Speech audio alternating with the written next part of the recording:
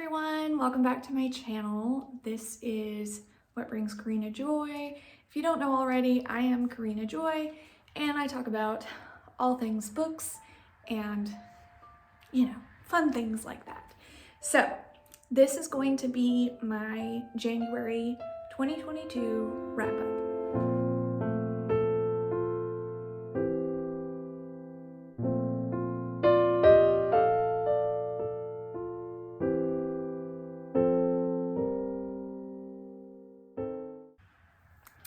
Okay, so this stack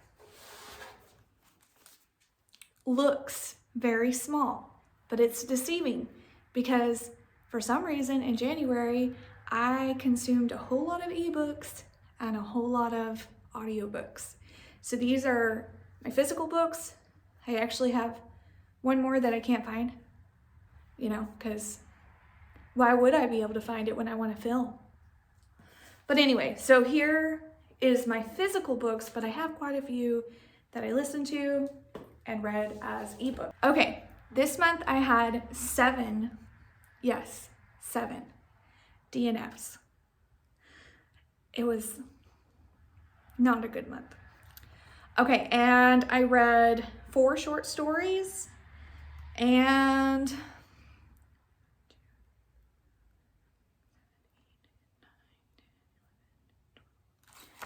12 books, regular old books. So I actually failed this month to read the Bible like I should have. So I'm trying to do better in February. I've already made up for the fact that in January I was, preoccupied.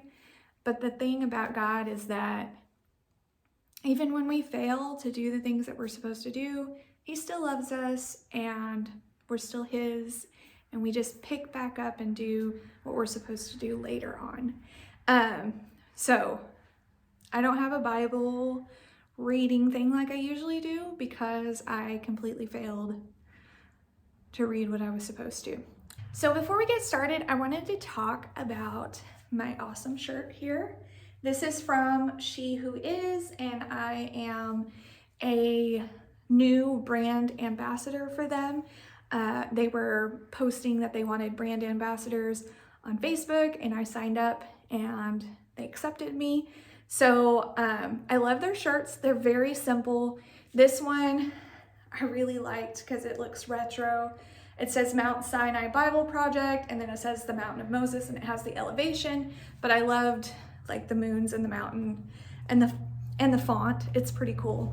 But a lot of their things are like real simple. So it'll have like one line and it'll say like just one simple thing. And I really like that. It's kind of minimal, and their aesthetic is something that I will definitely be purchasing more of and buying more of. It is obviously a Christian company, Christian t-shirts, and I have a code that you can use. It's Joy for You, and it is 15% off if you use it, and I will get also a little bit of commission off of any sales that come through that code. So if you are looking to purchase some Christian t-shirts, check out She Who Is and use my code. I would appreciate it. Okay, so January wrap up. I had quite the interesting month.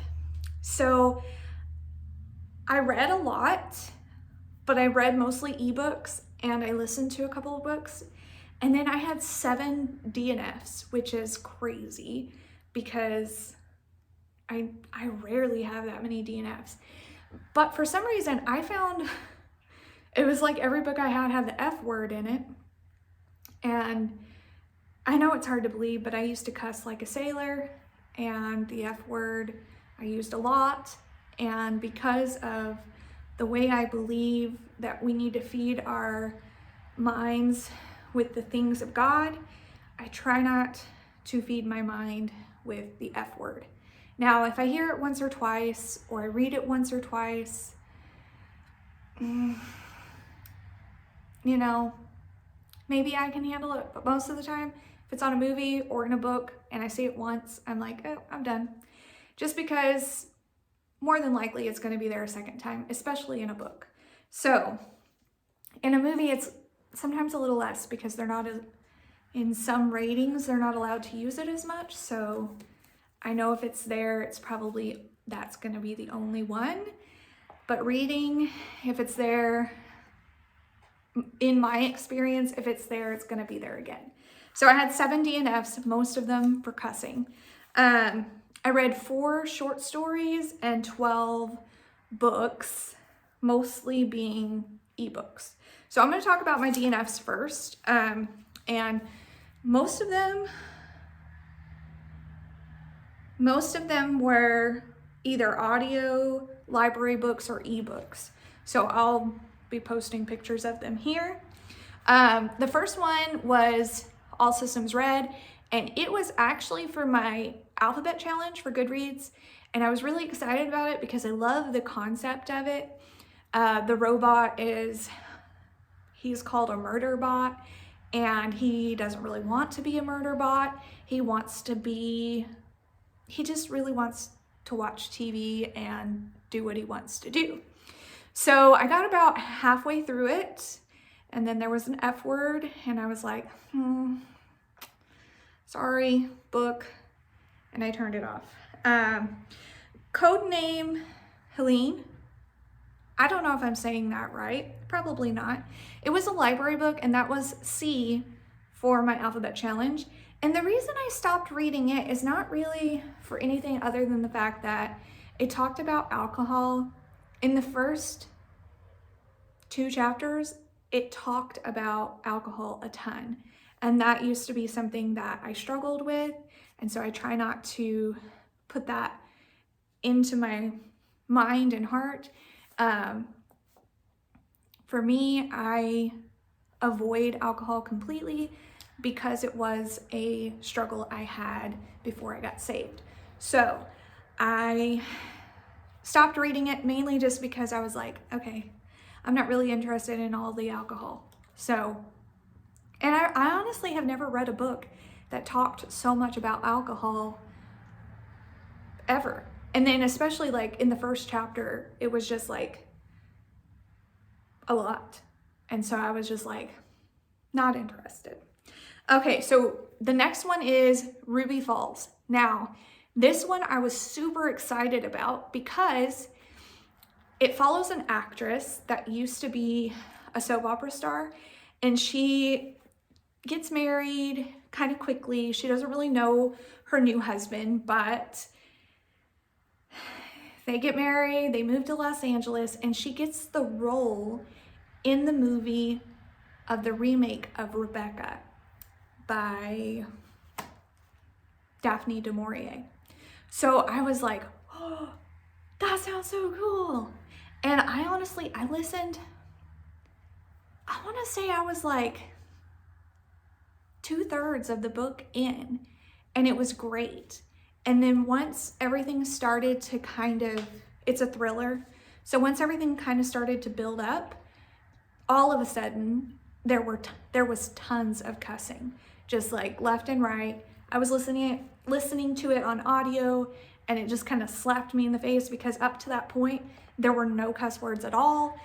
And then all of a sudden, tons of cuss words. And I was really disappointed because I wanted to hear the end, but I didn't want to sit through the cuss words. Got past one of the sections that cussed because I was like, I really want to finish this book because I'm interested, but then it just kept cussing, and I was like, I guess I'm gonna let that one go. But such a good concept. I'm disappointed.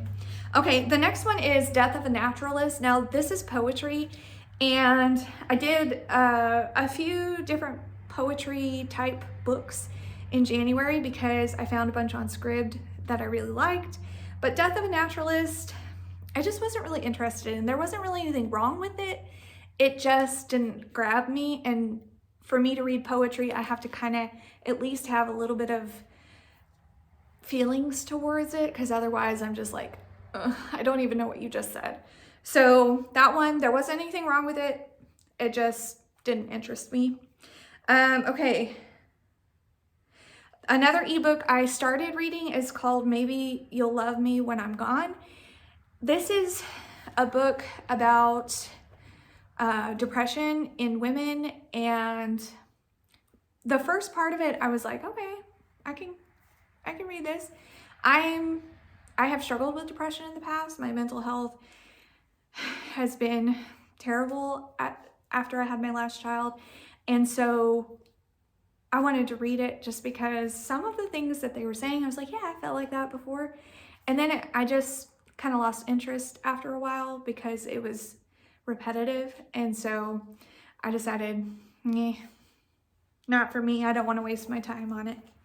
Okay, and then the next one was Once Upon a Crime. I shared this in my library haul, and I read 1 or 2 chapters, and it was just kind of strange. It's about Gretel when she grows up, and really it's about Hansel and Gretel when they grow up, and it's just kind of, I don't know, kind of gritty.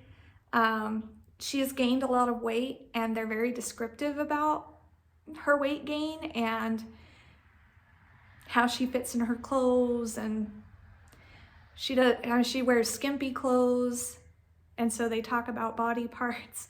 And I was just like, nah, I'm not interested in that. I think it's a great concept. She is a private investigator and she solves crimes. I think that's awesome, and I was willing to give it a try, but it didn't quite hit it for me. Okay, so the next one is The Tiger's Wife. Now, I got this, my hair is stuck there. I got this at the library for like 25 cents, didn't know anything about it. And as far as I can tell, it's a halfway decent book, except for there's the F word several times in, let's see, I got to page 20, and I had already read the F word a couple of times, and I was just like, I was super disappointed, guys, because literally in all my time of reading, and I've read a lot, and I know I've read a lot of Christian stuff, but I've also read a lot of non-Christian stuff. This is the most times I've seen the F word, so I really just didn't choose well this month. But this story is about a girl whose grandfather mysteriously dies, and he always told her stories from the Jungle Book, and she was really close to him. And it's just about her figuring out what happened to him. And so, yeah, I was interested. I just didn't like the cuss words. Okay. So next I'm going to talk about my short stories. I want to do this. I like to talk about short stories because I hear a lot of people saying that they don't like them, and I love short stories. I think it takes a lot of talent. Now, this being said, sometimes they're not very good. Sometimes they're not worth reading, but if you find the right ones, they put a ton of detail into a short amount of time, and most of the time I really enjoy them. So I've been working through the Brothers Grimm fairy tales, and I actually wanted to read more throughout the month, but I read other things. But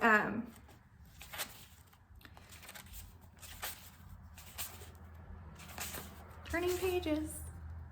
Okay, so the first story I read is The Valiant Taylor. Now, this story kind of cracked me up because he's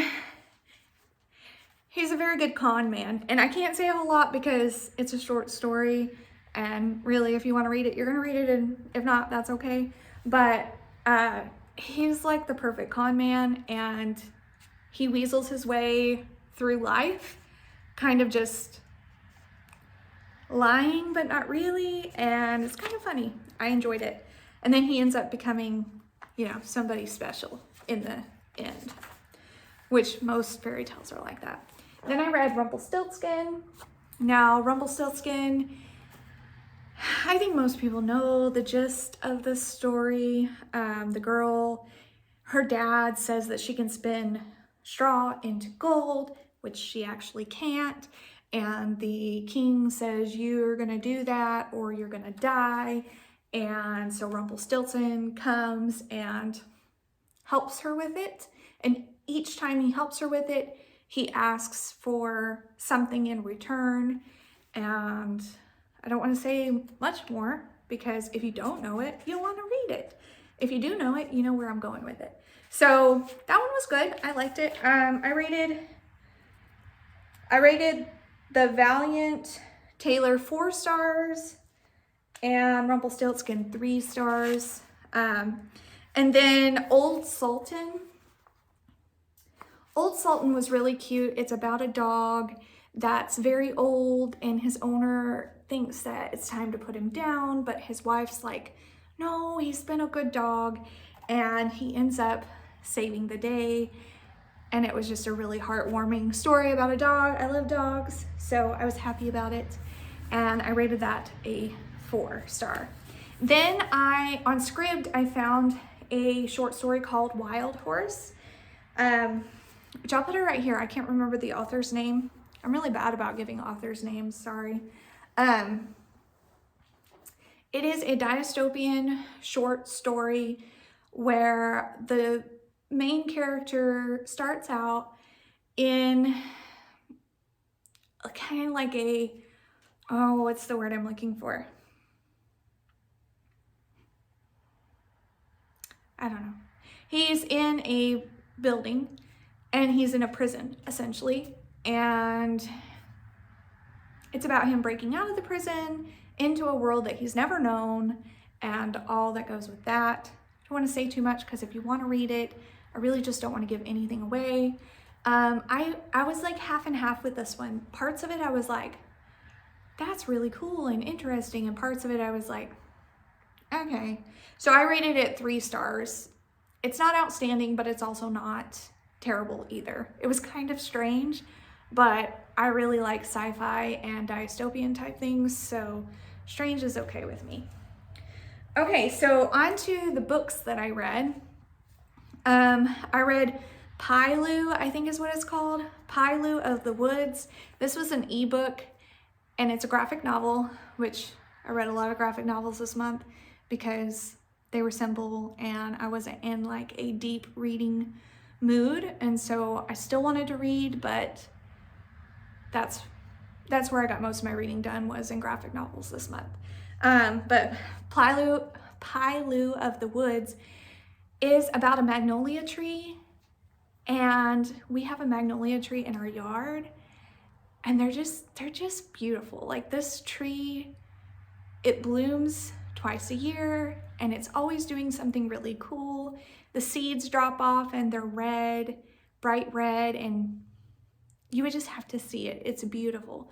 So the fact that this is about a magnolia grove and 2 little girls that meet in the woods and are helping each other, it made me fall in love. Now the story's, it's about mental health, and they don't really go into like a ton of details, but I think that's kind of how graphic novels are. They're kind of like, they stay on the border of the topic, just enough so that you understand, but not enough to like make it too intense, especially since this is a middle grade. But I love the exploration of grief and mental health and anger and all of that. So pick that book up because it's beautifully illustrated and it talks about grief, anger, mental health in a way that I think would be easily relatable to somebody in the middle grade age range. Okay, so Through Lia's Eyes is the next one. This is a graphic novel that comes in 2 parts, I think. It might be more than that. I read part 1 in January, plan to read part 2 in February. but it is about a girl who is paralyzed from the waist down. She had an accident a few years ago, and she doesn't know who the person is, but she knows that her parents were paid off not to press charges. And so she goes to school, becomes a paralegal, and then gets a job with the lawyer in the lawyer's office that proceeded over her case. So it's all about her trying to figure out who's the person that paralyzed her, left her for dead, and then paid off her parents for basically not to press charges.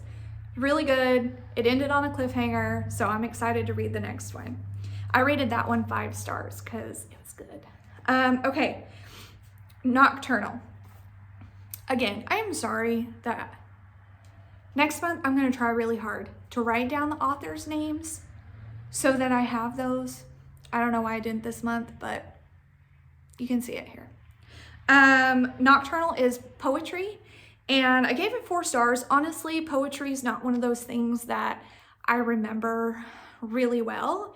I just know that while I was reading it, I enjoyed it. It had a lot of illustrations that were very pretty. It's nocturnal, so it was all like nightscapes, and like one, I remember I took a picture of it for my daughter, but it was like a horse that was in the night, and he was like kind of almost looked like he was coming out of a cloud. And it was just a very beautifully illustrated book, and the poetry was good. Like I said, poetry, I never can like remember, but I know it was good and I enjoyed it, and I would probably read it again. Okay, the next one, it's kind of like a picture book, but I saw it and I was like, I gotta read that because, you know, monsters. But it's called Monsters You Should Know. It is a picture book. I would say it's for adults because some of the monsters can be a little bit, you know, monsterish. So, like one of them is a unicorn that is beautiful, and it calls all the animals from the forest, and then it eats them. So, it's funny, but definitely, unless you have a kid that's okay with a little bit of gore, it's nothing too bad. It's just a little bit, and I wouldn't read it to your kids. But Monsters You Should Know, I gave it 3 stars. It was cute. The illustrations were great. There were lots of really interesting monsters in there. Some I had never heard of, some I had. I enjoyed it. Okay, Otherworldly. Now, this I gave 5 stars. This, I would say, is a picture book for adults. It is a vocabulary book, and it basically just has a ton of words and their definitions from all languages. So it has English and German and several others. But what I loved about it the most was the illustrations and just the way that it was put together. I actually want to buy this book because I really, really enjoyed it. I gave it 5 stars. It's a very quick read, obviously, because it's just words and their meanings, but I loved it. And I'm hoping that the illustrator will do some more work because the illustrations were beautiful. Okay, so the next one is Book Love. I gave this one 5 stars. Chantel from Chantel Reads All talks about it all the time. And yeah, it's amazing. When you read it, you're like, hey, you've been spying on me. Where have you been hiding? Because yeah, she knows a lot about book lovers, but it's kind of fun to dive into the mind of a book lover and all the crazy little things that we do that only other book lovers understand. And yeah, so that one was a good one. I rated it 5 stars. The next one is A Cat Story. It is a graphic novel, and it is by Ursula Murray Husted. It was good. I rated it 4 stars. So this is definitely middle grade. It's nothing outstanding. It's about these 2 little cats trying to find their perfect home. And they go through, they have an adventure. But the coolest thing about it that I liked, let me find a good one.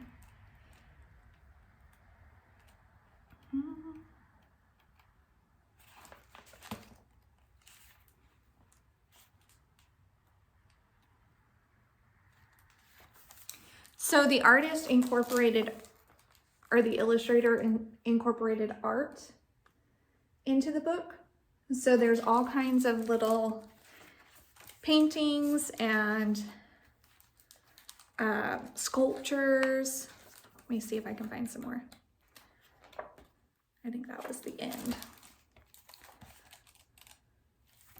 So like, this is like a Roman painting.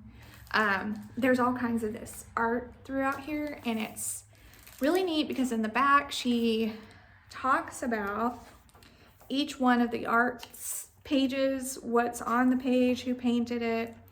So it's kind of neat. If you were doing an art study with your kids, this might be a good book to pick up and just kind of maybe build a unit off of, because you could take all the pieces of art in here and kind of dive into each one as you go.